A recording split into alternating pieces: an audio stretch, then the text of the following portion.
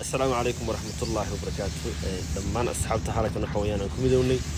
waxaad iga baratay halkan soo geliyo muuqaalo kooban oo markaas aan kaga hadlo waxawayaan dhiirigelin maanta waxaan runtii wada waxawayaan sidoo qofku sameeysan karo caadooyin wanaagsan waxa jira dad badan oo waxawayaan caadooyin xun in maalin baa sameeyaan in la qabsaday ama waxawayaan caadooyin ay ka noqotay una baahan yahay qofku waxawayaan marba inuu isbedelo marka mar walba waxawayaan aad gacanta kula jirto dhaqamada ma garanaysaa ayaa sameyn jirtay ma sameynaysid dhaqanka wanaagsan ilaa kuwa gacanta ku jirta aad bedeshin weeyaan marka sabab ku bedeli karto wax ka mid ah tusaalahan kale hadda habeenkii xilli dambe seexatid oo kale oo baraha bulshada waxyaabo kale ku mashquulshin inaa waxyaan iska joojisid waayo waa caado xun si ma garanaysaa hore ugu soo kacdo waxa weeyaan markaas hawlahaaga muhiimka ah aad wax u qabsato sidoo kale waxa ka mid ah in asxaab